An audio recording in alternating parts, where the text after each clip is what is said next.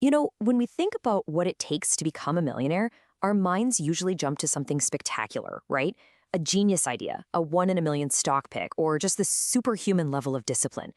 But what if I told you the data paints a totally different picture? Okay, let's get into it. So look at this.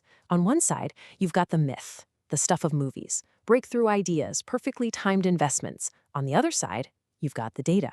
And the reality for most people who make it isn't some big, flashy move. It's a series of totally ordinary behaviors, repeated with relentless consistency over a very, very long time. So, why do we have this huge disconnect? Well, it's pretty simple, actually. We're wired for stories, not for spreadsheets. We hear about the one person who got lucky or had a brilliant idea, and that's what sticks. And those stories are great, they're exciting. But they're also a terrible blueprint if you're trying to build a reliable plan for yourself.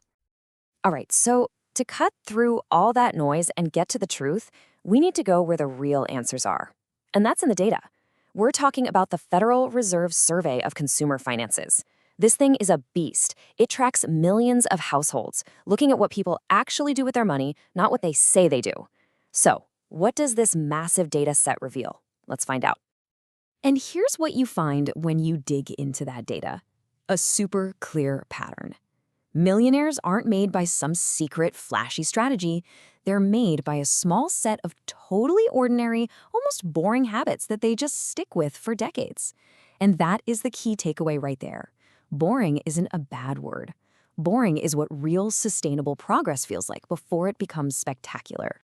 Okay, so let's break down these habits. Habit number one is the bedrock. It's the foundation for everything else. And it's not about being super cheap or living on ramen noodles. It's just about being persistent. Now, check this out.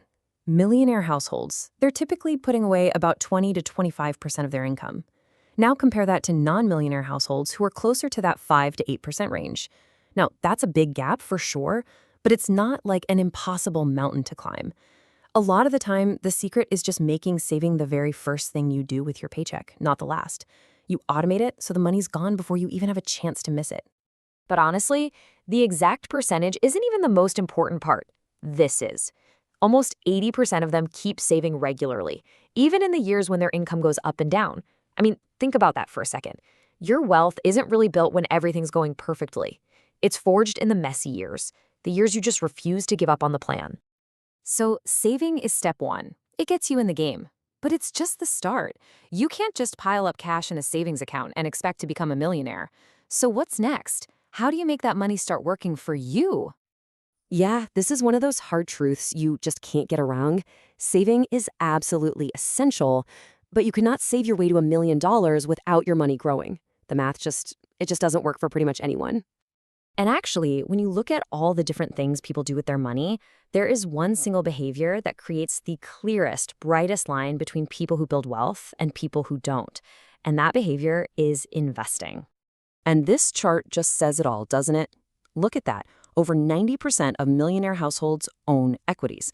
And equities is just a fancy word for owning a piece of a business. Stocks, mutual funds, that kind of thing. Now, for everyone else, that number drops to around 55%. That gap right there is responsible for a huge amount of the wealth difference over the long haul. Okay, so they invest. Got it. But this is where a lot of people get tripped up. They think, oh, I'm not a stock picking genius. I can't time the market. They imagine it takes some special skill. But the data? It shows the complete opposite is true. If you could peek inside their portfolios, you'd probably be underwhelmed. It's incredibly plain stuff. We're talking broad index funds, the kind that just buys a tiny slice of the whole market. Target date funds, the stuff you find in your retirement account. What you're not going to see is them betting the farm on one hot stock or gambling on some speculative trend. Their secret weapon isn't being clever, it's being disciplined. And that brings us to habit 3, which is basically using the right infrastructure. Think of your 401k or an IRA as the easy button for all of this. First, it automates everything, so you don't even have to think about it. Second, it puts a little barrier between you and your money, so you're less likely to mess with it. And maybe most important of all, it lets your money compound year after year without getting hit by taxes along the way. It's a huge advantage. All right, so we've got saving and we've got investing. The last couple of habits are all about discipline. They're the quiet choices that make sure those first two habits can actually do their job over the long run. So habit number 4 is all about taming your biggest expense, which for most of us is housing. The key here isn't about not owning a home. It's about avoiding what you could call overhousing. Buying way more house than you really need or can comfortably afford. Think of your housing payment as financial gravity. The bigger it is, the more it pulls down on everything else. By keeping that cost reasonable, you create breathing room. You create the financial margin that allows you to save and invest consistently. And last but not least, habit number 5. This is the one that really pulls it all together. The median age of a millionaire in the US is about 60. Just let that number sit with you for a second. 60. This whole thing is not a sprint. It is a marathon. It's about getting rich slowly.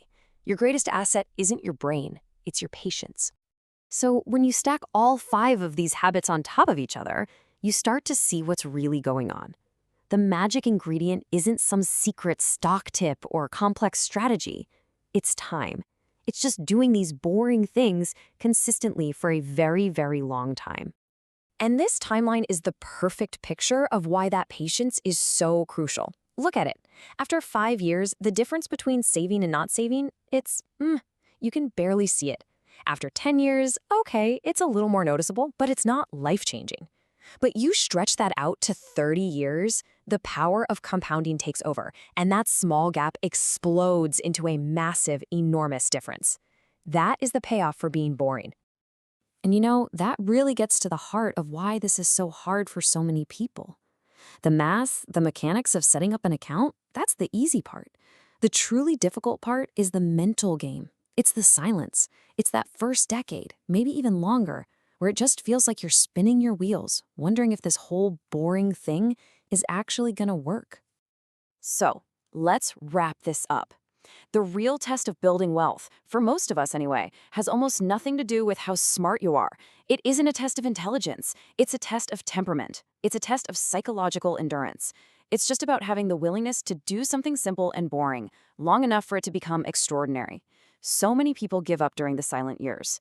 The real question is, will you?